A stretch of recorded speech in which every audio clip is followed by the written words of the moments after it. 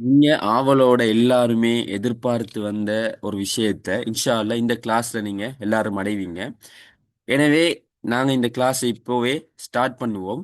எல்லாருமே கவனமாக கேட்டுக்கொள்ளுங்க. எங்களோட கிளாஸ்ல இறுதி பகுதியில முக்கியமான ஒரு மெமரி டெக்னிக்கை நான் உங்களுக்கு சொல்லித் தருவேன். எங்களோட கிளாஸ்ல இறுதி பகுதியில ஒரு முக்கியமான மெமரி டெக்னிக், அதாவது ஒரு சில ஒர்க் கொண்டு செய்ய வேண்டியிருக்கும். ஒரு சின்ன ட்ரைனிங் மாதிரி. அப்ப எல்லாரும் நோட் காப்பி பெண்ணோட அந்த டைம்ல இருக்கணும். அப்ப நான் சில விஷயங்கள் செய்ய சொல்லுவேன். உடனடியாக அதை உங்களோட கொப்பில நீங்க செய்யணும். அதுக்கு பிறகு நம்ம ஒரு ட்ரைனிங் ஒன்று எடுத்து சின்ன சின்ன விஷயங்களை மெமரைஸ் பண்ணி பார்ப்போம். அப்போ உங்களுக்கே புரியும். ஓகே, இந்த மெமரி டெக்னிக் மூலமாக எங்களால ஏ லெவலில் நல்ல ஒரு ரிசல்ட்ஸ் எடுக்கலும்ன்ற ஒரு நம்பிக்கை உங்களுக்கு வரும். ஆனா அந்த டெக்னிக்கை ஃபெஸ்ட்டுக்கே சொன்னா உங்களுக்கு புரியாது.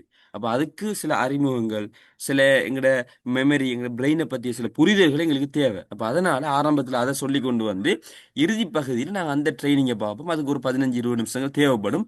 எனவே அதுக்கு நீங்க ரெடி ஆயிருங்க. முதலாவது, நான் சொல்ற ஒரு விஷயத்த இமேஜின் பண்ணி பாருங்க. நிறைய பேர் வாழ்க்கையில நடக்கிற ஒரு விஷயத்தை தான் நான் இப்ப சொல்ல போறேன். நீங்க எங்கள நிறைய பேர் என்ன செய்யறாங்கன்னா, ஒரு பெரிய காட்டுக்கு போறாங்க. ஒரு பெரிய ஒரு அழகான காட்டுக்கு அவங்க போறாங்க. அதுல பல ஆசைகள் அவங்களுக்கு இருக்குது. அந்த காட்டுல இருக்கிற அழகான பழங்களை நான் சாப்பிடணும். அங்க நான் சந்தோஷமாக இருக்கணும். நிம்மதியாக இருக்கணும். அப்படி பல கனவுகள். ஆனா அந்த காட்டுக்கு நீங்க போறீங்க. இங்க போன உடனே முதலாவது ஒரு நெல்லி மரம் இருக்குது. முதலாவது ஒரு அழகான நெல்லி மரம் இருக்குது. அப்ப ஆர்வத்துல என்ன செய்றீங்க? அதுல ஒரு நெல்லிக்கனியை எடுத்து வாயில வச்சு சாப்பிடுறீங்க. சாப்பிட்ட உடனே அதுல புளிப்பு தலைக்கு ஏறுது. கடுமையான புளிப்பு. உடனடியாக அதை துப்பிடுறீங்க. கொஞ்சம் கசக்குது. சரியா? உங்களுக்கு தெரியாது. சீனி வறுத்ததுக்கு ஆக்கெல்லாம் சாப்பிடுவாங்க. கொஞ்சம் பெரிய நெல்லிக்கனி. அது கசக்கும், புளிக்கும், எல்லாம் இருக்கும். அப்ப அத பார்த்த உடனே டக்குன்னு முடிவெடுக்கிறீங்க. இந்த இடமே இப்படித்தான். இந்த இடத்துல இருக்கிற எல்லா கனிகளும் இப்படித்தான் இருக்கும் அப்படின்னு நீங்க திரும்பி வாரீங்க. நிறைய பேரோட ஸ்டடி லைஃப் வந்து இப்படித்தான் இருக்குது. ஆரம்பத்துல போறாங்க. ஆரம்பத்துல போறாங்க. போயிட்டு அதுல இருக்கிற ஒரு நெல்லிக்கனிய சாப்பிட்டுட்டு, அது கசத்த உடனே திரும்ப வந்துடுறாங்க. சிலவங்க இன்னொரு மரத்துல எடுத்து சாப்பிட்டு பார்க்குறாங்க. இன்னொரு மரத்துல எடுத்து சாப்பிட்டு பார்க்குறாங்க. எல்லாமே புளிச்ச உடனே அவங்களோட மொத்த அந்த ஸ்டடி லைஃபும் வந்து தலகீழாக பெறலுது. அவங்க நினைக்கிறாங்க, எனக்கு வந்து தொடர்ந்து படிக்க இயலாது. ஏன்? அவங்க ஆரம்பத்துல படிச்சாங்க. அதை விளங்குற கஷ்டமாக இருக்குது. எனவே அவங்களுக்கு அந்த ஜேர்னி ஆரம்பத்திலேயே பிழையாக அமைஞ்சிட்டு. சிலவங்க என்ன செய்றாங்கன்னா, நல்லா படிச்சுட்டு கொஞ்ச நேரத்துல அது மறந்து போகுது. இன்னும் கொஞ்சம் பேருக்கு ஞாபகம் இருக்குது. எக்ஸாம் எழுத போகும்போது அது மறந்து போகுது. அப்ப இப்படி ஆரம்பம் அவங்களோட அமைஞ்சதால, அவங்களோட ஸ்டடி லைஃப் வந்து என்ன செய்யுது? ஒரு ஒரு கஷ்டமாக இருக்குது. அதனால தான் நிறைய பேர் இந்த கிளாஸுக்கு வந்திருக்கலாம். உண்மையா சொல்லப்போனா, ஆரம்ப காலகட்டங்கள்ல எனக்கும் அப்படித்தான் இருந்துச்சு.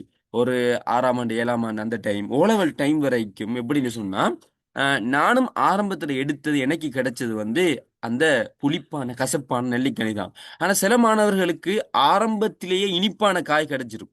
அவங்க இன்ட்ரெஸ்ட் ஆயிருவாங்க. அவங்க அந்த படிப்புல வேகமா போயிருவாங்க. ஆனா கால சூழ்நிலைக்கு ஏற்ற மாதிரி அந்த விதியின்படி நமக்கு கசப்பான, புளிப்பான அந்த காய் கிடைச்சிரும். எனவே ஆரம்பமே நமக்கு கசப்பாக அமைஞ்சிரும். ஆனா, அந்த கசப்பான காய் முதலாவது நமக்கு கிடைச்சது தானே! அதுவும் ஒரு நன்மைக்கு தான். அதுல பல நலவுகள் இருக்குது. எல்லாமே விதிப்படி நடக்கிறதுல ஒரு பெரிய இறைவன் ஞானம் இருக்கும். அதுக்கு பின்னால ஒரு பெரிய காரணம் இருக்கும். அத நாங்க புரிஞ்சு கொள்றது இல்ல. நாங்க என்ன செய்ற, ஆரம்பத்த சாப்பிட்டோமா, ஆ சீ இந்த பழம் எனக்கு புளிக்கும்ன்னு சொல்லிட்டு அதன் பக்கமே போறல. அதனால தான் என்ன அ அந்த கசத்து போன, புளிப்பான அந்த முறைய திரும்ப திரும்ப ட்ரை பண்ணி, அந்த மரத்துல இருந்தே திரும்ப நெல்லிக்கனி ஆஞ்சு திண்டு, அவிடத்தையே வெறுத்து போய் நாங்க நிக்கிற ஒரு நிலைமை தான் இன்றைக்கு எங்களுக்கு காணப்படுது. நான் சொல்றேன் உண்மையா, பொய்யா? செக் பண்ணுங்க. நான் சொல்ற விஷயம் எங்களோட வாழ்க்கையில நடந்திருக்கா? இல்லையா? எங்கட படிப்ப நாங்க போய் எப்படி பார்க்கிறோம்? ஆரம்ப காலகட்டத்தில எனக்கும் இப்படிதான் இருந்துச்சு. ஆ படிக்கிறதுக்கு ஸ்டார்ட் பண்ணேன். ஒரு ஓ லெவல் டைம்ல. எல்லாமே இப்ப உதாரணமா மெட்ஸ் பாடத்த எடுத்தா, அதுல படிச்சது அந்த சார் வந்து ஆரம்பத்தில எனக்கு தந்தது, அந்த புளிப்பான நெல்லிக்கனிய தான் தந்தாரு. அதேபோல மத்த மத்த பாடங்கள் எடுத்தா எல்லாரும் அப்படித்தான். எனவே தான் ஓலவல்ங்கிறது மிகப்பெரிய பாரமாக எனக்கு இருந்தது. அதனால நான் 3B 4C SW அப்படிங்கிற ஒரு சாதாரண ரிசல்ட்ஸ் எடுக்கக்கூடியதாகவும் அது இருந்துச்சு. ஆனா முதல் முறையாக ஓலவல்ல எனக்கு ஒரு சார் இனிப்பான ஒரு நெல்லிக்கனி தந்தாரு மெட்ஸ் பாடத்துல. அதை சாப்பிட்ட உடனே அது கொஞ்சம் இன்ட்ரெஸ்டா இருந்துச்சு, கொஞ்சம் அழகா இருந்துச்சு. எனவே அதை கொஞ்சம் நாங்க படிச்சோம். அதுல ஒரு சி எடுக்கிறதுக்கு வந்துச்சு. என் லைஃப்லயே அதுக்கு முதல் நான் ஃபுல்லாவே டபிள்யூ தான் எடுத்தேன். ஆனா ஓலவெல்ல தான் சி எடுத்தேன். அப்ப இது காரணம் என்னன்னு சொன்னா எங்களுக்கு தந்த அந்த இனிப்பான நெல்லிக்கனி. எனவேதான் நான் இந்த கிளாஸ்ல நாங்க விரும்பிய விரும்பாமலோ சம்டைம் யாராவது எங்களுக்கு கசப்பான நெல்லிக்கனியை தந்திருக்கலாம், அல்லது நாங்களாகவே எடுத்த அந்த முதல் நெல்லிக்கனி கசப்பாக இருந்திருக்கலாம். ஆனா எப்படி நாங்க இனிப்பான நெல்லிக்கனியை தேடி போறது, எப்படி அதை சாப்பிடுறதுங்கிறத தான் இன்றைய கிளாஸ்ல நான் உங்களுக்கு முழுக்க முழுக்க என்ன செய்ய போறேன், எக்ஸ்பிளைன் பண்ண போறேன். இப்ப நாங்க என்ன செய்வோம், அடுத்த விஷயத்துக்கு போவோம். நாங்க முதலாவது ஒரு விஷயத்தை விளங்கிக் கொள்ளணும். பாரம்பரிய முறை ஒன்று இருக்குது, நவீன முறை ஒன்று இருக்குது. பாரம்பரிய முறைன்னா என்ன? நாங்க என்ன செய்வோம், ஒரு டியூட் எடுப்போம். டியூட் எடுத்து வரிக்கு வரி எல்லாத்தையும் மெமரைஸ் பண்ணி நாங்க மனசுல வச்சு கொள்ளணும். அப்பதான் எடுக்கலாம்ன்ற ஒரு நம்பிக்கை. அதனால ஒவ்வொரு நாளும் எலும்பி என்ன செய்வோம், ஒவ்வொரு பேஜாக ஒவ்வொரு கேள்வியாக வாசிச்சு வாசிச்சு வாசிச்சு மெமரைஸ் பண்ணுவோம். அது கடும் ஹார்ட் அரிக்கும், கடும் ஹார்ட் அரிக்கும். ஆனா எல்லாத்தையும் முடிச்சிட்டு நாங்க திரும்ப ஞாபகப்படுத்தி பார்ப்போம், ஞாபகத்துக்கு வராது. சில ஆட்களுக்கு ஞாபகத்துக்கு வரும், அவங்க எழுதுவாங்க. பெரும்பாலான ஆட்களுக்கு வராது. அப்போ உடனடியாக நாங்க கவலைப்படுவோம். எனக்கும் படிப்புக்கும் தூரம், நமக்கு மெமரி பவரே இல்லை அப்படின்னு ஒரு முடிவெடுத்து நாங்க என்ன செய்வோம், அப்படியோ சோம்பலாக ஒரு ஸ்ட்ரெஸ் ஆகி டிப்ரெஷன் ஆகி வாழ்க்கையை வெறுத்து போய் இருந்துருவோம். ஆனா உண்மை அது இல்ல. கிட்டத்துல நான் ஒரு பொடியனோட பேசினேன். அந்த பொடியன் அந்த பேச்சை கேட்டுட்டு எனக்கு மிச்சம் கவலையா இருந்துச்சு. அவர் சொன்னாரு, நானும் எத்தனையோ தரம் படிக்கிறேன் பிரதர், ஆனா அது எனக்கு மறந்துட்டே போகுது, அதனால நான் இந்த முறை ஏலவல் எழுதுறதை விட்டுட்டேன்னு சொன்னாரு. ஆனா அவருக்கு அந்த மெமரி டெக்னிக்ஸ் ஸ்டடி எப்படி படிக்கணும்னு தெரியலையே, தெரியாததால தான் இப்படி ஒரு முடிவுக்கு வந்திருக்கிறாருங்கிறது எனக்கு தெரியும். அதனாலதான் எனக்கு அந்த கவலை வந்துச்சு. அப்ப முதலாவது நாங்க புரிஞ்சு கொள்ளணும், ஒவ்வொரு மனிதனும் தனித்துவமானவன். சரியா?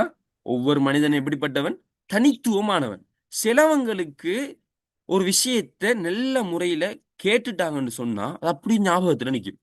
இப்ப நான் சொல்லும்போது இது உங்களுக்கு இருக்குதா இந்த அடையாளங்கள்னு நீங்க என்ன செய்யணும், ஃபர்ஸ்ட்டுக்கு அடையாளம் கண்டு கொள்ளணும். அதை நான் செட்ல கேட்பேன், உங்களுக்கு என்ன திறமை இருக்குன்னு கேட்ட உடனே அதை நீங்க எனக்கு இந்த திறமை இருக்குதுன்னு சொல்லணும். ஃபர்ஸ்ட்டுக்கு அதை அடையாளம் கண்டா அதுக்கேற்ற மாதிரியான நிறைய மெமரி டெக்னிக்கள் இருக்குது. அதன் மூலமாக படிச்சீங்கடா உங்களுக்கு லைஃப்ல உங்களை மறக்காது, எக்ஸாம்ல அழகா எழுதிட்டு வரலாம். சரியா? சிலவங்க இருக்கிறாங்க, இப்ப என் ஃப்ரெண்ட் ஒரு ஆள் இருக்கிறாரு, அவருக்கு ஒரு விஷயத்தை நல்லா கேட்டா அப்படி ஞாபகத்துல நிக்கும். இப்ப நான் இந்த காலேஜில் படிக்கிற டைம்ல அவரோட நிறைய விஷயங்கள் டிஸ்கஸ் பண்ணுவேன். ஒரு விஷயத்தை பத்தி பேசுவேன், ஒரு சம்பவத்தை பத்தி, அல்லது எங்கட மார்க்க விஷயங்களா நிறைய விஷயங்கள் பேசுவோம். பேசிட்டு ஒரு வருஷத்துக்கு பிறகு அவரை சந்திச்சு சும்மா பேசி கொண்டிருக்கும் போது அவர் சொல்லுவாரு, நீங்க இந்த ஒரு வருஷத்துக்கு முதல் இந்த டேட்ல ஒரு விஷயத்தை பத்தி பேசினீங்க அப்படின்ட்டு நான் பேசினத அப்படியே சொல்லுவாரு. இப்படி பேசினீங்க, முதலாவது இதை சொன்னீங்க, இரண்டாவது இதை சொன்னீங்க அப்படின்ட்டு எனக்கு கடும் ஆச்சரியமா இருக்கும். ஏன் அப்படின்டா, அவருக்கு கேட்டல் மூலம் மெமரியில பதிகிற தன்மை கூட இருக்குது. அதான் அவர்த திறமை. ஆனா அது அவருக்கே தெரியாது. அப்புறம் நான் தான் அது சொல்லி கொடுத்தேன், இது உங்களுக்கு இருக்குது அப்படின்னு. பிறகு அவர் ஏ லெவல் ஸ்டடியை அதற்கேற்ற மாதிரி மெமரி டெக்னிக் மூலம் மாத்தி கொண்டாரு. அதனால மிகப்பெரிய பிரயோசனம் அடைஞ்சு இப்ப யூனிவர்சிட்டியில இருக்கிறாரு. நாங்களும் ஆரம்பத்தில் என்ன செஞ்சோம், சும்மா நோமலாக பாரம்பரிய முறை தான் பின்பற்றினோம். ஆனா எனக்குள்ள இருக்கிறத இறைவனை காட்டி தந்தான். அதை பின்பற்றும் போது நாங்க ஏ லெவல்ல எங்களுக்கு ஒரு 3 எடுக்கிறது ஒரு நோமலான விஷயமா இருந்துச்சு. எனவேதான் சிலவங்களுக்கு சில ஆடிட்டோரி அவங்களோட அந்த கேட்டல் திறன் கட்டும் வேகமாக ஒரு உயர்ந்த பட்சத்தில் இருக்கு. அவங்களால ஒரு என்ன, சில டைம்ல முஸ்லீம்கள் தொழுவாங்க. தொழுற டைம்ல இமாம் என்ன செய்வாரு, திருக்குறான ஓதுவாரு. கேட்டுக்கொண்டே அப்படியே மெமரைஸ் பண்ணிடுவாங்க. எனக்கெல்லாம் அது வரவே வராது.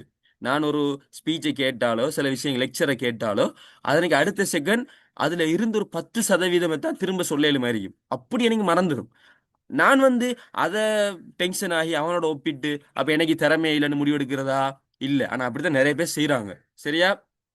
அப்ப இந்த திறமை இருக்கிறவங்களுக்கு உரிய மெமரி டெக்னிக் சிலது இருக்குது. அதை நீங்க படிச்சு கொண்டீங்கடா உங்களால அதுக்கான முறையில படிச்சுக்கொண்டீங்கடா அழகான முறைக்கு உங்களால நல்ல மார்க்ஸ் எடுக்க இயலும். நல்ல முறையில உங்களுக்கு எல்லாத்தையும் மெமரைஸ் பண்ண இயலும். சரியா? சில டிரைவர் மாதிரி இருக்கிறாங்க. அவங்க திருக்குர்ஆனை காதால கேட்டே 30 ஜூஸ், அதாவது 6666 வசனங்களையும் மெமரைஸ் பண்ணவங்க இருக்கிறாங்க. சரியா? அப்ப இது வந்து கேட்டல் திறன் என்று சொல்லுவோம். இது வந்து கேட்டல் திறன் என்று சொல்லுவோம். சரி, இப்ப அடுத்த திறமைக்கு நாங்க போவோம். அடுத்த விஷயத்துக்கு போவோம். இப்ப இதுல அந்த திறமை யார்கிட்ட இருக்குதோ அவங்க எல்லாரும் அதை கொஞ்சம் வச்சுக்கொள்ளுங்க. சிலவங்களுக்கு கண்ணால பார்த்து படிக்கிற திறமை டொப் லெவல்ல இருக்கும். அதாவது அவங்களால கேட்ட அவளை ஞாபகத்துல வச்சுக்கொள்ள இயலாது. மாறாக படிச்ச விஷயத்த ஒரு கொப்பில எழுதிட்டா, அவங்க ஒரு கொப்பில என்ன செய்றாங்க, அது ஒரு படமா கீறிட்டாங்க. அல்லது படிச்சு தந்த சார் ஒரு ப்ரொஜெக்டர்ல போட்டு படிச்சு தந்துட்டாரு, அல்லது ஒயிட் போர்ட்ல ஏதோ ஒரு சித்திரம் கீறிட்டாரு. இப்படி ஏதாவது செஞ்சா அது அவங்களுக்கு மறக்காது. அவங்க கண்ணால ஒரு விஷயத்தை பார்த்துட்டாங்கன்னு சொன்னா அது அவங்களுக்கு மறக்கவே மறக்காது. எக்ஸாம் எழுதும்போது எப்படின்னா போட்டோகிராஃபிக் மெமரின்னு சொல்லுவாங்க. எக்ஸாம் எழுதும்போது ஒரு குறிப்பிட்ட கேள்வி வந்தா டக்குன்னு அந்த பக்கம் ஞாபகம் வரும். அந்த பக்கத்துல அது எழுதின எழுத்துக்கள் அப்படியே ஞாபகம் வரும். சில டைம்ல கீறின அந்த டயக்ராம்ஸ் ஞாபகம் வரும். அதை வச்சு என்ன செஞ்சிருவாங்கடா, விடையை எழுதிடுவாங்க. இப்ப இவங்களுக்கு சில மெமரி டெக்னிக் இருக்குது. இதை படிச்சு கொண்டா அதுல அவங்க டொப் ஆயிருவாங்க. சரியா? நல்ல மார்க்ஸ் எடுத்துருவாங்க. உதாரணமாக எனக்கு தெரிஞ்ச ஒரு பொடியே இருந்தான். அவர் எனக்கு காலேஜில் வந்து சொல்றாரு, சார் அதாவது பிரதர் எனக்கு ஒரு பிரச்சனை. என்ன பிரச்சனைண்டா, அவரோட சார் வந்து அவரோட சண்டை பிடிக்கிறாரா. என்னண்டா, நீ எக்ஸாமுக்கு வந்து பிட் எடுத்துட்டு வாராய், அந்த தாளை நீ கிழிச்சு கொண்டு வாராய் அப்படின்னு. ஆனா அவர் செக் பண்றாரு, அவன்கிட்ட இல்ல. ஆனா அவர் சொல்றாரு நீ வந்து பிட்டு கொண்டு வாராய் அப்படின்னு. ஏன்னு கேட்டா அவன் வந்து அந்த புக்ல எப்படி இருக்குதோ அப்படியே அவன் எழுதுறான். அப்பதான் ஒரு சந்தேகம் வருது. அப்ப நான் அந்த பொடியன்ட்ட கேட்கிறான், அப்ப நீ எப்படி இதை செஞ்சாயின்னு. அவன் சொல்றான், பிரதர் எனக்கு வந்து அந்த பக்கம் ஞாபகத்துல இருக்குது, அந்த பேஜ் நம்பர் கூட என்ன மைண்டுக்கு வருது அப்படின்ட்டு அந்த பொடியன் சொன்னான். அதான் போட்டோகிராஃபிக் மெமரின்னு சொல்லுவாங்க. ஆஹ் அப்ப இந்த திறமை உங்கள்ட்ட கொஞ்சமாவது இருந்தா நீ எக்ஸாம் எழுதும்போது உங்களுக்கு அந்த தாள் ஞாபகம் வருது, நீ குறிச்சு வச்ச அந்த டயக்ராம் கொஞ்சம் உங்களோட மைண்டுக்கு வர மாதிரி இருக்குது, சார் ஒயிட் போர்ட்ல கீறின அந்த படம் ஞாபகம் வருதுன்னு சொன்னா உங்களுக்கு என்ன இருக்குது, அந்த பவர் இருக்குது. அப்ப அதுக்கு சில மெமரி டெக்னிக் இருக்கு. அதன் மூலமா அது இன்னும் டெவலப் பண்ணலாம். அதன் மூலமா படிச்சீங்கன்னா நீங்க டாப் லெவலுக்கு வரலாம். சரியா? அப்ப இந்த திறமை சில ஆட்களுக்கு இருக்குது. இன்னும் சிலவங்களுக்கு ஆச்சரியமாக செஞ்சு பார்த்த ஞாபகத்துல நிக்கும். அவங்களுக்கு கேட்டாலோ பார்த்தாலோ பெருசா ஞாபகத்துல நிக்காது. ஆனா ஒரு விஷயத்த இப்படித்தான் போய் செஞ்சிட்டாங்கன்னு சொன்னா அவங்களுக்கு மறக்காது. இப்ப சமையல் எடுங்க, ஒருக்கா செஞ்சு பார்த்தா அவங்களுக்கு லைஃப்ல மறக்காது. ஒரு சார் படிச்சு தரும்போது அதை குறிப்பிட்ட முறையில் அதை எழுதி பார்த்தாங்கன்னு சொன்னா அது அவங்களுக்கு மறக்காது. இப்படி சிலவங்க இருக்கிறாங்க. இதுக்கு சில நிறைய மெமரி டெக்னிக் இருக்குது. இதன் மூலமாக நீங்க படிச்சீங்கன்னா உங்களோட எல்லா விஷயத்திலையும் நீங்க டாப் மார்க்ஸ் எடுக்கணும். உங்களோட ஏ லெவல செஞ்சு பார்த்து முழுமையா படிக்கணும். அதுக்குன்னு சில சிஸ்டம் இருக்குது, அறிவியல் ரீதியா கண்டுபிடிச்சிக்கிறாங்க. சரியா? அந்த திறமை சிலவங்களுக்கு இருக்கும். பிள்ளைகள் அந்த பின்னுக்கு நிறைய நோய்ஸ் வருது, எனக்கு கேக்குதா நான் உங்களுக்கு கேக்குதா, டிஸ்டர்ப் ஆயிருக்குதான்னு கொஞ்சம் செக் பண்ணி விடுங்க. அப்படின்னா வேற இடத்துக்கு நாங்க போவோம். சரியா? ஆஹ் அப்ப அடுத்த விஷயம் என்னன்னு சொன்னா முக்கியமான விஷயம் உண்டு. நாலாவது கொஞ்சம் பேருக்கு ஒரு திறமை இருக்குது. அது நிறைய பேருக்கு இருக்குது. ஆனா நிறைய பேருக்கு தனக்கு அது இருக்குன்னே தெரியாது. ஆனா அது மிகப்பெரிய ஒரு பவர். அந்த சக்தி மட்டும் உங்களுக்கு இருந்தா உங்களால படிப்புல வேற லெவலுக்கு போகலும். எனக்கு இருக்கிறது அதுதான். சரியா? இறைவன் எனக்கு அதை காட்டி தந்தான். அதுக்கு பிறகுதான் என்னால நிறைய சாதிக்க முடிந்தது. சாதிக்கணும் அந்த அளவுக்கு பெரிய எல்லாம் சாதிக்கல, சும்மா நோமலா நீங்க எல்லாரும் விரும்புனீங்க தான் 3 எடுக்கணும் அப்படின்னு நோமலான சில விஷயங்களை செய்ய முடிந்தது. சரி, அப்படின்னா என்ன அது, நான் என்ன அந்த டெக்னிக் அப்படின்னு சொன்னா இமேஜினேஷன் பவர், ஒரு கற்பனை திறன், இமேஜினேஷன் பவர். நீங்க இப்ப வீட்ல இருக்கிறீங்க, உங்களோட ஸ்கூல்ல இருக்கிற கிளாஸ் உங்களால கற்பனையில பார்க்க முடியுது அப்படின்னா அந்த பவர் உங்களுக்கு இருக்குது. இப்ப நீங்க வீட்ல இருக்கிறீங்க, உங்களுக்கு அனுரகுமார திசாநாயகன்னு சொன்னா அவரோட முகம் அவரோட உருவ ஞாபகத்துக்கு உங்களுக்கு வருதுண்டா அந்த திறமை உங்களுக்கு அதிகமாவே இருக்குது. சரியா? உங்களுக்கு உங்களோட ஸ்கூல் உங்களோட ஃப்ரெண்டோட வீடு ஞாபகம் வருது. நீங்க வளமையா உங்களோட வீட்டில் இருக்கிற உங்களோட எல்லா இடங்களும் உங்களுக்கு ஞாபகத்துல வருது. அது உங்களால நீங்க கண்ணுக்கு முன்னால் அது இல்ல, ஆனா இருக்கிற மாதிரி பார்க்க முடியும்னு சொன்னா உங்களுக்கு அந்த திறமை இருக்குது. என்ன திறமை? Imagination power. இதன் மூலமாக மெமரைஸ் பண்றதுக்கு நிறைய டெக்னிக் இருக்குது. இந்த கடைசியில கூட இதன் மூலமாக மெமரைஸ் பண்ற அந்த டெக்னிக்கை தான் நான் உங்களுக்கு சொல்லித் தர போறேன். சரியா? இதை தான் நான் யூஸ் பண்ணி கொண்டு வாரது. எனவே இப்படி நிறைய பேருக்கு சில திறமைகள் இருக்குது. எனவே இப்ப நீங்க ஒவ்வொருவர் என்னை டக்குன்னு செக் பண்ணுங்க. உங்களுக்கு என்ன திறமை இருக்குது? கேட்டல் மூலமா, அல்லது பார்த்தல் மூலமா, அல்லது கற்பனை மூலமா, அல்லது செஞ்சு பார்க்கிறது மூலமாக எந்த திறமும் கூட இருக்குது. சிலவங்களுக்கு எல்லாம் இருக்கும், சிலவங்களுக்கு ரெண்டு இருக்கும், சிலவங்களுக்கு சிலது கூட இருக்கும், குறைய இருக்கும். ஆனா இது ஏதாவது ஒன்று இருந்தாலும் நீங்க பெஸ்ட், உங்களால சாதிக்க முடியும். சரியா? ஓகே. ஒருவர் இமேஜினேஷன் சொல்லிக்கிறீங்க. ஓகே, இமேஜினேஷன் எல்லாரும் சொல்லுங்க, டக்குனு சொல்லுங்க. மாஷால்லா, போட்டோகிராஃபிக்னு சொல்லிக்கிறீங்க. உண்மையிலேயே அது பெஸ்ட். அதன் மூலமாக நிறைய விஷயங்கள் இருக்கு. ஆனா அதுல ஒரு சிக்கல் இருக்கு, என்ன தெரியுமா? அந்த பவர் டக்குன்னு இல்லாம ஆயிடும். சில காரியங்களை செஞ்சீங்கன்னா அந்த பவர் டக்குன்னு இல்லாம ஆயிடும். அதுக்கு டக்குன்னு ட்ரைனிங் பண்ணி அதை அதிகரிச்சு கொள்ளணும். போட்டோகிராஃபிக் மெமரி இன்னும் ஒரு ஆள் சொல்றீங்க. அடுத்தது இமேஜினேஷன் பவர். இமேஜினேஷன் பவர் வேற என்ன இருக்குது உங்களுக்கு, அதை சொல்லுங்க. சிலவங்களுக்கு கேட்டல் திறமை இருக்கும், பார்த்தல் திறமை இருக்கும். சரியா? ஆனா அவங்களுக்கு எனக்கு இருக்குதாட தெரியாம இருக்கும். அது சில டெஸ்ட் இருக்கு, டெஸ்ட் மூலமா அதை கண்டுபிடிக்கலாம். ஓகே, எல்லாரும் சொல்லுங்க. நிறைய பேர் போட்டோகிராஃபிக் இருக்குதுன்னு சொல்றீங்க, ஒரு 4-5 பேர். உண்மையிலேயே உங்களுக்கு பெரிய விஷயம்தான். ஆஹ் கொஞ்சம் என்ன செய்யுங்க. ஓகே, ஸ்கூல் போறவங்க போங்க. ஸ்கூல் போறவங்க போங்க. போயிட்டு 5 மணி கிளாஸுக்கு கலந்து கொள்ளுங்க. அதுக்கும் கலந்து கொள்ள இயலாண்டா எனக்கு 6 மணிக்கு பிறகு ரெக்கார்டிங் மெசேஜ் பண்ணுங்க, நான் ரெக்கார்டிங் உங்களுக்கு சென்ட் பண்ணி விடுவேன். சரியா? ஓகே, சிலவங்களுக்கு எல்லாம் இருக்குது. ஆனா அவங்க பொது வழியில சொன்னா சில சம்டைம் என்ன ஒரு பணிவாக அவங்க தனியாவே சொல்றாங்க எல்லாம் இருக்குது. உண்மையா இறைவன் உங்களுக்கு தந்த ஒரு பெரிய அருட்கொடை எல்லாருக்கும். அதாவது சிலவங்க ஒன்று இருக்கும், சிலவங்க எல்லாம் இருக்கும். எல்லாருக்கும் இறைவனை செஞ்சுப்பான். ஒன்றை கொடுத்தா இன்னொரு ஆளுக்கு வேற இதை கொடுத்திப்பான். ஆனா எல்லாருக்கும் சமனாக அவங்களுக்கு அருட்கொடைகள் கொடுக்கப்பட்டிருக்குது. ஆனா சிலவங்களுக்கு வேற விஷயம் இருக்கும், சிலவங்களுக்கு வேற விஷயங்கள் இருக்கும். சரியா? ஓகே. இப்போ நாங்க அடுத்த சப்ஜெக்ட்டுக்கு போவோம். இப்படி உங்களுக்கு நிறைய நிறைய திறமைகள் இருக்குது. நீங்க எங்களோட டச்ல இருங்க. இப்போ சம்டைம் ஃபுல் புக் பேஜ் வராது, அதில் கொஞ்சம் வரும். அண்ட் எனக்கு நான் எக்ஸ்பிளைன் பண்ணினா அது ரொம்ப இயர்ஸுக்கு ஞாபகம் இருக்கும். Sometime imagination. ஓகே, இப்போ உங்களுக்கு இருக்கிறது 3 திறமை. ஒன்று ஃபோட்டோகிராஃபிக் மெமரி இருக்குது, நீங்கள் கொஞ்சம் டெவலப் பண்ணணும். இரண்டாவது உங்களுக்கு நெசவான ப்ராக்டிக்கல் செஞ்சு பார்த்து படிக்கிறது, அதில் ஒன்று தான் டீச்சிங் டெக்னிக், அது பெஸ்ட். அது உங்களுக்கு இருக்குது. மூணாவது இமேஜினேஷனும் இருக்குது. அப்போ உங்களால் ஸ்டடியில் வேற லெவலுக்கு போகலும். நீங்கள் எல்லாரும் என்ன செய்யுங்கன்னா, என்னோட கொஞ்சம் தொடர்பு இழைக்கணும். அப்படின்னா இப்போ உங்களுக்கு எல்லாத்தையும் சொல்லி தர இயலாது. ஒரு இமேஜினேஷன் பவர் மூலமாக மெமரைஸ் பண்ணுறதை சொல்லி தர இயலும். ஆனால் நீங்கள் கொஞ்சம் என்ன செய்யுங்க, எங்களோட குரூப்பில் தொடர்ந்து மீறிங்க. இருந்தீங்கன்னு சொன்னால் இனி எதிர்காலத்தில் நிறைய ஃப்ரீ கிளாஸ் நடத்துவேன். அப்போ அதில் நீங்கள் ஜாயின் ஆகி என்ன செய்யணும், உங்களோட அந்தந்த துறையில் உங்களை நீங்கள் வளர்த்து கொள்ள இயலும். இது சும்மா ஒரு கிளாஸில் முடிகிற விஷயம் இல்லை, இது ட்ரைனிங். நாங்கள் எதிர்காலத்தில் ட்ரைனிங்ஸ் எல்லாம் நடத்த இருக்கிறோம். 3 நாள் 5 டேஸ் 5 டே ட்ரைனிங் ஒன்று நடக்க இருக்குது. அதில் நாங்கள் என்ன செய்வோம், இப்போ இமேஜினேஷன் பவர் மாதிரி சில பவர் இருக்கிறவங்கள தனியாக எடுத்து அவங்கள ட்ரைனிங் பண்ணி பண்ணி என்ன செய்வோம் அப்படின்னா சில விஷயங்களை அவங்கள மெமரைஸ் பண்ண வைப்போம்.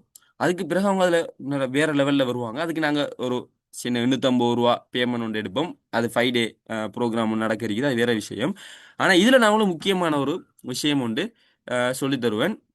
இப்ப அடுத்ததாக நாங்க விளங்க இருக்கிற விஷயம் என்னண்டா, எங்கட பிரெயின் என்னது, மெமரி பவர்னா என்ன, என்ன எங்க மூளைக்குள்ள நடக்குதுன்னு எங்களுக்கு தெரிஞ்சிருக்கணும். அப்பதான் இன்னும் சொல்றீங்க போட்டோகிராஃபிக் மெமரி இருக்குது. ஆனா சில டைம்ல பேஜ்ல நான் எக்ஸ்ட்ரா எழுதின எல்லாம் ஞாபகம் வரும். ஓகே, எக்ஸ்ட்ரா எழுதின எல்லாம் ஞாபகம் வரும்னு சொல்றீங்க. அது போட்டோகிராஃபிக் மெமரி தான். சரியா? ரொம்ப இயர்ஸுக்கும் ஞாபகம் இருக்கும். ஆஹ் அதாவது தனிப்பட்ட இதில் மெசேஜ் அனுப்பிங்க, ஆனா எழுதினது அப்படியே மைண்ட்ல பிளர் ஆன மாதிரி இருக்குன்னு சொல்றீங்க.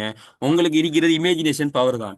ஆனா சில காரணங்களால அது கொஞ்சம் அழிஞ்சு போயிட்டு அதை திரும்ப எடுக்கணும். அதுக்கு சில பயிற்சி இருக்குது, செஞ்சீங்கன்னா அது திரும்ப வந்துடும். சரியா? ஆனா அந்த பவர் இருக்கிறவங்க எல்லாம் உண்மையிலே எல்லா பவர் இருக்கிறவங்களும் நல்லம் தான். இந்த போட்டோகிராஃபிக் மெமரி இருக்கிறவங்க நம்முடைய இளங்கட கல்வி சிஸ்டத்துக்கு கொஞ்சம் நல்லம். சரியா? இளங்கட கல்வி சிஸ்டம் என்ன அப்படியோ பாடமாக்கி அப்படி எழுதுறது தானே, அவங்களுக்கு கொஞ்சம் அது யூஸ்ஃபுல்லாக இருக்கும் எனக்கு. ஓகே, இப்போ நாங்கள் தெரிஞ்சு கொள்ள வேண்டியது எங்கட பிரெயினுக்குள்ளே என்ன நடக்குது, அது தெரிஞ்சாதான் உங்களால் நல்ல முறையில் மெமரைஸ் பண்ண இயலும். சரியா? முதலாவது, எங்களுக்கு 3 வகையான மெமரி இருக்குது. ஒன்று சென்சரி மெமரி, இரண்டாவது ஷார்ட் டேர்ம் மெமரி, மூணாவது லாங் டேர்ம் மெமரி. சென்சரி மெமரிண்டா என்னண்டா, எங்களோட புலனுறுப்புகளால அந்த செகண்ட் உணரப்படுறது. உதாரணமாக இப்ப எனக்கு முன்னால் ஒரு பறவை பறந்து போகுது, இதை நான் இந்த கண்ணால பாக்குறேன். இது இந்த சென்சரி மெமரியில சேவ் ஆகும். இது ஒரு 30, அதாவது எப்படி அப்படின்னா ஒரு 30 செகண்ட் அப்படி சொல்ல இயலாது. ஒரு 1 செகண்ட் 2 செகண்ட் இவ்வளவு தான் அது நிக்கும். அதோட எங்களை விட்டு போயிடும். ஏன் அப்படின்னா இறைவன் எங்களை ஏன் இப்படி படைச்சிருக்கிறான்? பார்க்குற கேட்குற எல்லா விஷயங்களையும் எங்களால மெமரைஸ் பண்ண, அது அப்படியே ஒரு நீண்ட நாள் ஞாபகத்துல இருந்தா நாங்க குழம்பி போயிருவோம். எங்களோட ஸ்டோரேஜ் ஃபுல்லாயினா முக்கியமான விஷயங்களை மெமரைஸ் பண்ண இயலாது. எனவே இப்படி சென்சரி ரீதியாக நடக்கிறது 1 செகண்ட் 2 செகண்ட்ல மறந்து போகணுங்கிற மாதிரி நம்ம கிரியேட் பண்ண பட்டிக்கிறோம். அதனால சில நீங்க ஒரு ஆளை பாக்குறீங்க, 1000 பேரை பாக்குறீங்க அப்படின்னா அந்த 1000 பேர முகமும் ஒரு புது இடத்துக்கு போறீங்கன்னா அது சென்சரி மெமரியில சேவ் ஆகி டக்குன்னு அப்படியே அழிஞ்சு போயிடும். சரியா? அப்ப இது ஒரு வகையான மெமரி இருக்கு. இது எங்களுக்கு தேவையில்லை. இரண்டாவது மூணாவது தான் முக்கியம். அது என்னண்டா short term memory, long term memory. Short term மெமரினா என்ன தெரியுமா? இது நீங்க ஒரு பக்கெட் மாதிரி ஞாபகப்படுத்திக் கொள்ளுங்க. இப்ப 2 பக்கெட் இருக்குது. ஷார்ட் டேர்ம் மெமரின்ற ஒரு பக்கெட் எங்க தலைக்குள்ள இருக்குது. லாங் டேர்ம் மெமரின்ற ஒரு பக்கெட் எங்க தலைக்குள்ள இருக்குது. நீங்க ஷார்ட் டேர்ம் மெமரிக்குள்ள எந்த ஒரு விஷயத்தை போட்டீங்கன்னு சொன்னாலும் அது வெறுமனே 30 நிமிஷத்துக்கு 30 நான் நினைக்கிறேன் 30 நிமிஷத்துக்கு தான் அது அந்த பக்கெட்டுக்குள்ள இருக்கும். அதுக்கு பிறகு அது ஆட்டோமேட்டிக்கா அழிஞ்சு போயிடும். சரியா? அது ஆட்டோமேட்டிக்கா என்ன செஞ்சிடும்? அழிஞ்சு போயிடும். ஆனா லாங் டேர்ம் மெமரிங்கிறது அப்படி இல்ல. லாங் டேர்ம் மெமரியில ஒரு விஷயத்தை போட்டீங்கன்னா அது உங்களோட லைஃப் ஃபுல்லாவே ஞாபகத்துல நிக்கும். உதாரணமாக லாங் டேர்ம் மெமரியில இருக்கிற சில விஷயங்களை சொல்லுங்க பார்ப்போம். நீங்க ட்ரிப் போன விஷயங்கள் நீங்க ஒருக்கா தான் போய் வந்துருப்பீங்க. ஆனா லாங் டேர்ம் மெமரியில எப்ப வேண்டாலும் அது நீங்க ஞாபகப்படுத்தி கொள்ள இயலும். அதே போல நீங்க பார்த்த திரைப்படங்கள், சிலாத்துல திரைப்படம் பார்க்கறது கூடாது. ஆனா நான் சும்மா சொல்றேன். சில காட்சிகள் சில நாடகங்கள் அது அப்படியோ எப்ப நினைச்சாலும் சொல்ல இயலும். சிலவங்கள்ட்ட இந்த கட்டத்துல இப்படி நடந்துச்சுன்னு சொன்னா அவர் சொல்லுவார், இல்ல இல்ல அதுல நடிகர் இவர் தான் வந்தாரு, இன்ன கலர் ஷர்ட் போட்டிருந்தாரு, எல்லாம் சொல்லுவாங்க. அப்ப அது எப்படி ஒரே ஒரே டைம்ல ஞாபகத்துல நின்றுச்சு அப்படின்டா அவங்கள அறியாமலே என்ன நடந்திருக்குது? மெமரி டெக்னிக்குகளை யூஸ் பண்ணி அதை அவங்க பார்த்திருக்கிறாங்க. அதனாலதான் அது லாங் டேர்ம் மெமரியில ஒரே டைம்ல வந்திருக்குது. நீங்க நினைச்சா நீங்க படிக்கிற விஷயங்களையும் இதே மாதிரி செய்யலாம். எப்படி ஒரே டைம்ல ட்ரிப் ஞாபகம் வைக்குதோ, ஒரே டைம்ல உங்களை மூவி ஞாபகம் இருக்குதோ, அதே போல படிக்கிற விஷயம் ஒரே டைம்ல லாங் டேர்ம் மெமரியில ஞாபகம் வைக்கிற மாதிரி செய்யலாம். அதுக்கு நீங்க மெமரி டெக்னிக்குகளை கட்டாயம் யூஸ் பண்ணி ஆகணும். சரியா? ஆம், இப்ப இப்ப நான் சொல்லிக்கிறேன்னு ஷார்ட் டேர்ம் மெமரின்னு ஒன்று இருக்குது. அதே போல லாங் டேர்ம் மெமரி அப்படின்ட்டு ஒரு விஷயம் இருக்குது. சரியா? கொஞ்சம் இருங்க. ஓகே. இப்ப பர்த்டே டேட்னு ஒரு ஆள் சொல்லியிருக்கீங்க. Very good. பர்த்டே டேட்டும் வந்து அதெல்லாம் எங்களோட லாங் டேர்ம் மெமரியில் இருக்கும். எங்களோட எங்களோட பேர், எங்களோட அப்பா அம்மாவோட குடும்பத்தோட பேர், இதெல்லாம் லாங் டேர்ம் மெமரியில் இருக்கும். ஷார்ட் டேர்ம் மெமரியில் வந்து அதாவது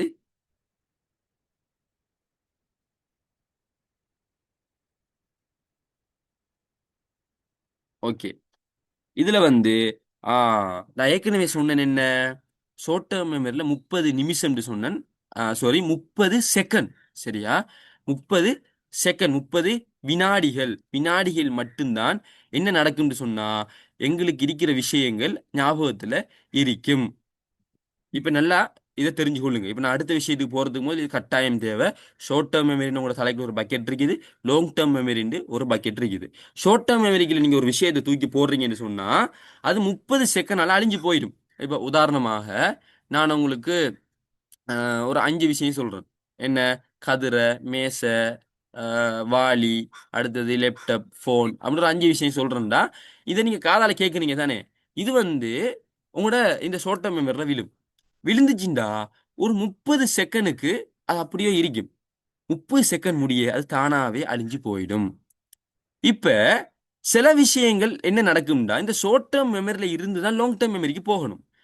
நீங்க மெமரி டெக்னிக்கலை யூஸ் பண்ணீங்கன்னா இந்த ஷார்ட் டேர்ம் மெமரியில் இருக்கிற 30 செகண்டுக்கு முன்னால இந்த லாங் டேர்ம் மெமரிக்கு போயிடும். போனா அது மறக்காது. இதனால தான் பாருங்க, இப்ப நீங்க ஒரு திரைப்படம் பாக்குறீங்க. திரைப்படத்துல அந்த ஓடுற ஒவ்வொரு காட்சி இப்ப ஒரு 3 மணி நேரம்னு வைங்களேன். முதல் 30 நிமிட காட்சிகள் என்ன நடக்கும்னு சொன்னா அது உங்களோட ஷார்ட் டேர்ம் மெமரிக்குள்ள தான் போகும். போய் ஆட்டோமேட்டிக்கா அது லாங் டேர்ம் மெமரிக்கு அனுப்பப்பட்டு கொண்டிருக்கும். ஏன்டா அந்த டைம்ல நீங்க சில மெமரி டெக்னிக்குகளை யூஸ் பண்ணி கொண்டிருக்கிறீங்க. ஆனா அது உங்களுக்கே தெரியாது. யூஸ் பண்ணி கொண்டிருக்கும் போது எல்லா மெமரி டெக்னிக்கும் இல்ல, சில சின்ன சின்ன மெமரி டெக்னிக் மூலமாகவே அது லாங் டேர்ம் மெமரிக்கு போகும். இப்ப என்ன நடக்கும்டா? இப்படி 2 மணித்தியால அந்த படத்தை நீங்க பார்த்து முடிக்கும் போது 2 மணித்தியால படத்தை நீங்க பார்த்து முடிக்கும் போது உங்களோட அந்த மொத்த விஷயமும் உங்களை அறியாமலே லாங் டேர்ம் மெமரிக்கு போயிடும். சரியா? அப்ப இதான் விஷயம். இதை நல்லா கவனிச்சுக்கொள்ளுங்க. நாங்க அடுத்த சப்ஜெக்ட்டுக்கு போறது இது தேவை. அப்ப உங்களுக்கு ஷார்ட் டேர்ம் மெமரி ஒன்று இருக்குது, லாங் டேர்ம் மெமரி ஒன்று இருக்குது. இதுல பிள்ளைகள் சில ஆட்களை நீங்க பாத்தீங்கன்னா, ஸ்டூடெண்ட்ஸ் உங்களோட ஃப்ரெண்ட்ஸை பாத்தீங்கன்னா, அவன் விளையாடுவான், எல்லாம் செய்வான். ஆனா நார்மலா படிக்கிறது நீண்ட நாள் அவனுக்கு ஞாபகத்துல இருக்கும். நீண்ட நாள் ஞாபகத்துல இருக்கும். நல்ல மெமரி பவர் இருக்கும். என்ன காரணம் தெரியுமா? நீங்க ஒரு தகவலை ஷார்ட் டேர்ம் மெமரிக்குள்ள போடுறீங்க. சரியா? அது என்ன நடக்குது? 30 செகண்டுக்கு முன்னுக்கு மனிதன் இயல்பு அழிஞ்சு போகும். நீங்க அதை வச்சு முடிவெடுக்கிறீங்க. நீ ஞாபக சக்தி இல்ல, படிப்பு வராதுன்னு முடிவெடுக்கிறீங்க. ஆனா எல்லாருக்கும் அதான் இயல்பு. ஆனா அந்த கெட்டிக்கார மாணவன் என்ன செய்யறான் தெரியுமா? அவர் தகவலை ஷார்ட் டேர்ம் மெமரிக்குள்ள மட்டுமே தூக்கி போடல. அவர் சில முறைகள் மூலமாக படிக்கிறதால அந்த தகவல் ஷார்ட் டேர்ம் மெமரியை தாண்டி நடுவுல விழுது, லாங் டேர்ம் மெமரிக்கு நெருக்கமா விழுது. சரியா? அதனால அவருக்கு அந்த தகவல் ஒரு 2 மணி நேரம் 3 மணி நேரம் ஞாபகம் இருக்கலாம். சிலவங்க போடுவாங்க சில மெமரி டெக்னிக் மூலமாக, அது லாங் டேர்ம் மெமரி பக்கத்துல கொண்டே விழும். அவங்களுக்கு அந்த தகவல் 2 3 நாளை ஞாபகம் இருக்கும். சிலவங்க மெமரி டெக்னிக்கை யூஸ் பண்ணி அந்த தகவலை போடுவாங்க. என்ன செய்வாங்க? அப்படி லாங் டேர்ம் மெமரியில அப்படியோ ஸ்ட்ரைட்டா விழுந்துரும். சிலவங்க உங்கள மாதிரி 30 செகண்டுக்குலாம் போடுவாங்க. ஆனா சில மெமரி டெக்னிக்ல யூஸ் பண்ணி டக்குன்னு லாங் டேர்ம் மெமரிக்கு அதை கொண்டு வந்துருவாங்க. இதனாலதான் அவங்க சக்சஸ் ஆக இருக்கிறாங்க. எனவே நாங்க என்ன செய்யணும்டா, ஷார்ட் டேர்ம் மெமரியில தகவலை போடுறதுக்கு முதல் எப்படி ஸ்ட்ரைட்டா லாங் டேர்ம் மெமரியில போடலாம்ங்கிற டெக்னிக்குகளை படிச்சு வச்சுக்கொள்ளணும்.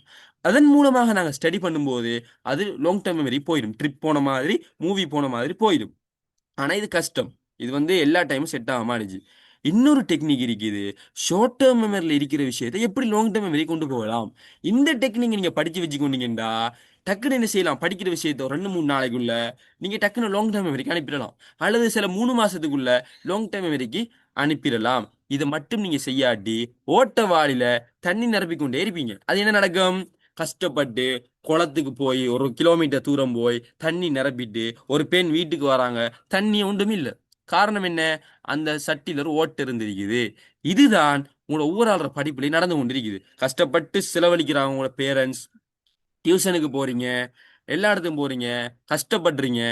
ஆனா எக்ஸாம் எழுதுக்குள்ள ஒன்றுமே இல்லை. இப்ப எக்ஸாம் நெருங்கி 30 நாளைக்கு 2026 வெஜ்ஜாக்களுக்கு இன்னும் ஒன்றுமே இல்லை படிச்சது. யோசிச்சு பாருங்க, எத்தனை டியூஷன் ஏறி இறங்கிருப்பீங்க. நீங்க படிச்ச எல்லா டியூஷன்ல படிச்சு தந்த எல்லா விஷயமும் உங்களுக்கு ஞாபகம் இருக்குதா?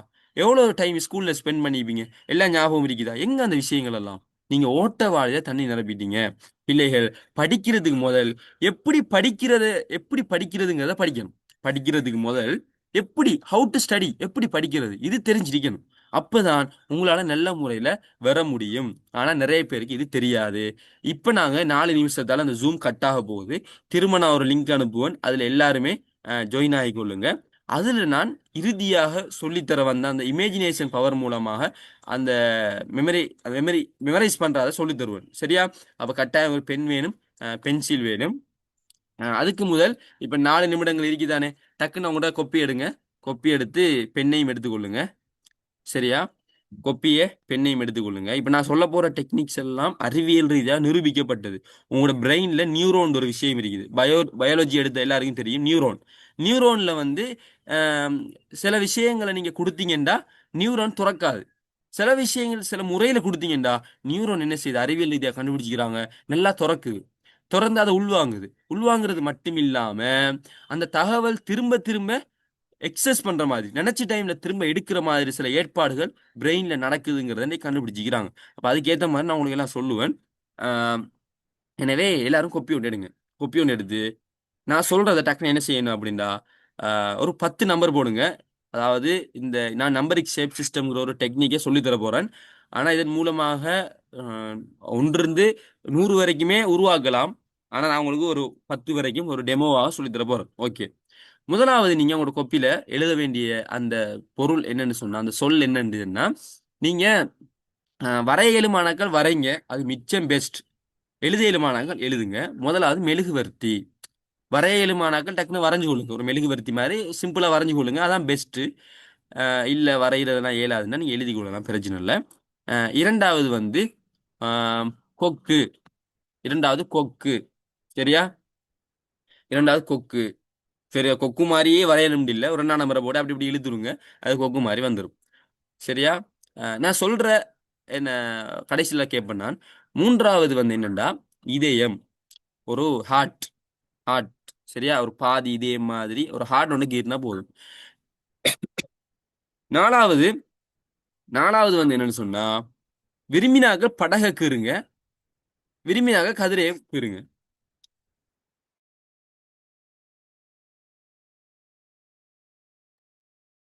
விரும்பினாக்க படகு கீறுங்க, விரும்பினாக்க என்ன செய்யுங்க, கதிரையை கீறிக்கொள்ளுங்க. ஐந்தாவது கொலுக்கி. எங்க ஃபேன் எல்லாம் கொலுக்கி வச்சிருப்பாங்களே, ஒரு கொலுக்கி உண்டு, அதை கீறிக்கொள்ளுங்க. சரியா? ஆஹ் அந்த கேர்ள்ஸுக்கு மின்னில் அந்த இது இருக்குமே கொலுக்கி, இந்த கொலுக்கியே கீறிக்கொள்ளுங்க, அந்த செயின்ல எல்லாம் இருக்கும் கொலுக்கி. ஆறா ஆறாவது வந்து கொக்கி. கொக்கின்னு சொன்னா உங்களுக்கு தெரியுமா, அந்த ஒரு விளையாட்டு உண்டு, ஒரு சின்ன போல் ஒன்று அப்படி உருட்டி கொண்டு போய் அந்த கோல்ல போடுவாங்க, கொக்கி. சரியா? அதை கீறி கொள்ளுங்க அல்லது எழுதி கொள்ளுங்க, கொக்கி. ஏழாவது கோடாரி. வரைஞ்சு கொள்ளுங்க அல்லது எழுதி கொள்ளுங்க. ஏழாவது கோடாரி. எட்டாவது வந்து என்னன்னு சொன்னா மணற்கடிகாரம். மணற்கடிகாரம் உங்களுக்கு தெரியும், அந்த இப்படி மணற்கடிகாரம் இப்படி இப்படி வைப்பாங்களே, மண் இருக்கும் உள்ள, மணற்கடிகாரம். விரும்பினவங்க ஸ்பைடர், 8 கால் பூச்சியை கீறி கொள்ளலாம். ஒன்பதாவது விசிறி. பத்தாவது ஒரு வெட்டும் போலும். ஓகே, 10 நான் கீறிட்டேன், வரைஞ்சிட்டேன் அல்லது எழுதிட்டேங்கிறவங்க ஹேண்ட் ரைஸ் பண்ணுங்க. கட்டாயம் எல்லாரும் எழுதுங்க. ஸோ பார்த்து கொண்டு இருக்காதீங்க, உங்களுக்கு தான் வர நஷ்டம். சரியா? இது முக்கியமான மெமரி டெக்னிக். 1 மினிட்டால இது ஓஃப் பண்ணும். நான் இன்னொரு லிங்க் அனுப்புறேன், நம்ம அதில் ஜாயின் ஆகிக்கொள்ளுங்க கட்டாயம். வரைஞ்சவங்க எல்லாரும் 10 முடிச்சவங்க ஹேண்ட் ரைஸ் பண்ணுங்க. திரும்ப சொல்லணும்னா மெசேஜ் பண்ணுங்க, நான் திரும்ப சொல்லி விடுறேன்.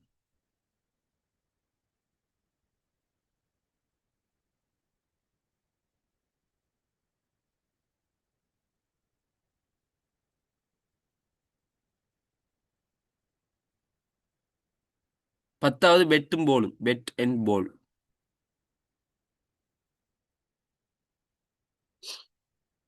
இன்னும் 6 பேர் தான் ஹேண்ட் ரைஸ் பண்ணீங்க, 23 பேர் இருக்கிறீங்க. செட்ல ஒரு ரிப்பீட் வந்து முதலாவது மெழுகுவர்த்தி. இப்பதான் ஜாயின் ஆகினேன். ஆ கொஞ்சம் ரிப்பீட் சொல்லலே.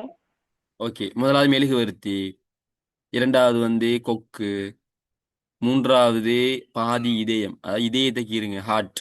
நான்காவது சேர் கீறலாம் அல்லது வந்து இந்த படகு கீறலாம். ஆம், ஐந்தாவது வந்து கொக்கி. ஆறாவது வந்து இல்ல இல்ல ஐந்தாவது கொலுக்கி, ஃபேன் கொழுவாங்க, கொலுக்கி.